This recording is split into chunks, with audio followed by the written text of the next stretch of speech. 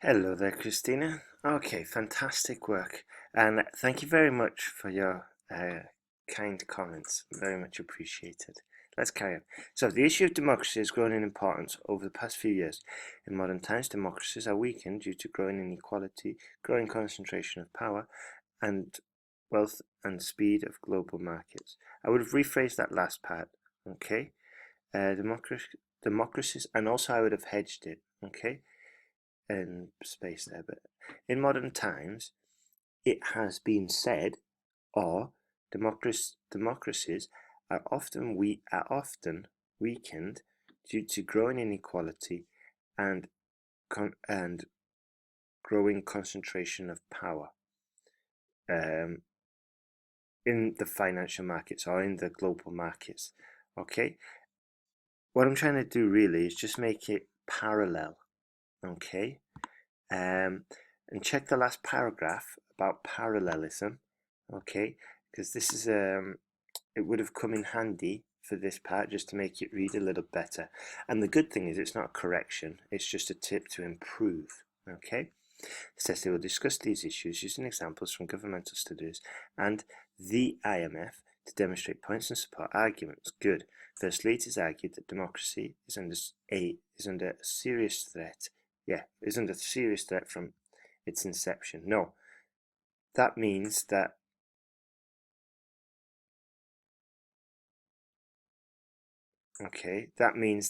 since democracy was started, it's been under serious threat, which is not really the case. Okay, so it is argued that democracy is under serious threat from um, a serious threat, largely from financial forces. I think. Okay, no, largely from political distrust. Okay. Uh, this is largely because some people may not trust their. This is largely because some people may not trust their leaders, and they suspect they are not contributing positively to society. Okay. Once again, what we're going to do is, instead of using that negative construction, are not doing anything good, we're going to say, we could even say, are failing to contribute positively. Okay. And that, or even that they suspect them of failing to contribute positively to society. Okay, that much better.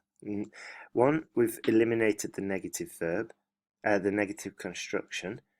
Two, we've we used a negative verb to fail, or we could also use to lack in some cases, or lack of. Okay, so in this case we used fail. And thirdly, we used much less words and contributed something of with an equal amount of content in the message, okay, but with less words, so it's more succinct. And thirdly, not doing, well, are and do and thing and good are very basic words, okay? And if we can just change those, modify them, improve them, then we're on the right track. For example, recent governmental studies have shown that 70% of political leaders were not doing corruption, were involved in corruption, could you say were corrupt, or are corrupt, okay? Many of them have huge amounts of deposits in Swiss banks. Good. Okay, or in Swiss bank accounts. Oh, it doesn't really matter. Therefore, it is clear that trust between political leaders and electorates are weakened, and the electorate would be more precise, weakened, and this adversely affects democracy. Okay, because it's something that's true now and it's a general truth, so we use the present simple. If we say adversely affected, it means it's done and it's finished, which is kind of true as well, but also it would be true if it had finished, but we all know that it hasn't finished, it still continues. Secondly, it is said that democracy is trapped by global markets and has become too big to fail. This is due to the fact that the global economy can evade laws and evade environmental or labour studies. Okay, here, this expression, too big to fail, is usually referred to financial markets or global banks, not democracies. Okay, and also, this is the main subject here. Actually, okay, yeah, and you've attached this expression to that, so we need to reorganize that sentence so it's clearer. This is due to the fact that global can invade environmental standards. Good. For instance, numerous studies made by the IMF showed that huge changes in the global economy occur within, one word, hours. This happens because of globalization and advancements in technology, and everyone should be alert of such changes. Thus, it is evident that global markets constrain democracy to a greater extent. It's not. I wouldn't say it's evident. I would disagree because you haven't really given me. All you've said is that. Let's see. How could we make this evident now then? So let's see. Okay. Thus, due to the ability and speed of which private companies and markets can circumvent regulations, it is clear that democracy has been considerably weakened. Okay, all right, and then it all ties back and it all makes sense and it's coherent there. Okay, because that was what we were talking about. So let's just repeat that again, but in more detail. Okay, just to make sure that the examiner knows we understood the question and we've nailed it. Okay. To conclude, considering the above arguments and explanations, I firmly believe that democracy is undermined by global markets. It is predicted that this trend will continue, and there may be great consequences if governments fail to take action. If governments fail to take action. Okay, no, Anne. Good work there, Christeena.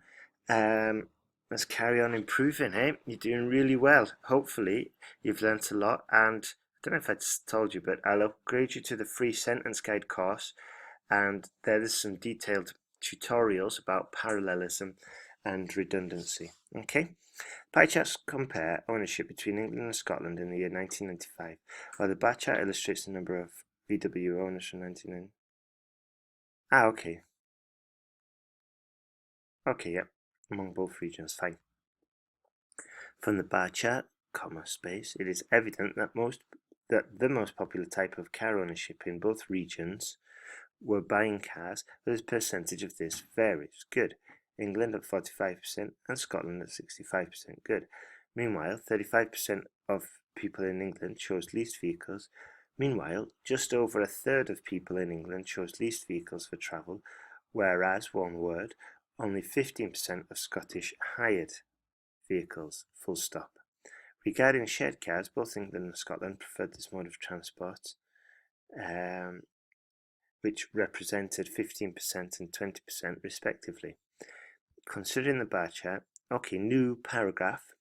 Considering the bar chart, VW owner sales almost doubled in Scotland when compared to, almost doubled, no. Considering the bar chart, VW owner sales were almost double in Scotland when compared to England, or were almost double. Let's see. Considering the bar chart, Scottish VW owner sales were almost double that of England in 1990. Then this trend continued in the subsequent years until 1996, but in the following 2 years the number of sales in both regions were almost the same. Good, very good summary that.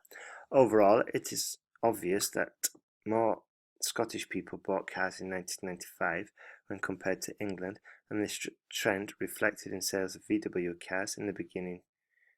Okay, full stop. Furthermore, this trend was reflected in sales of VW cars in the beginning years, but in 1990, in the beginning years, nah.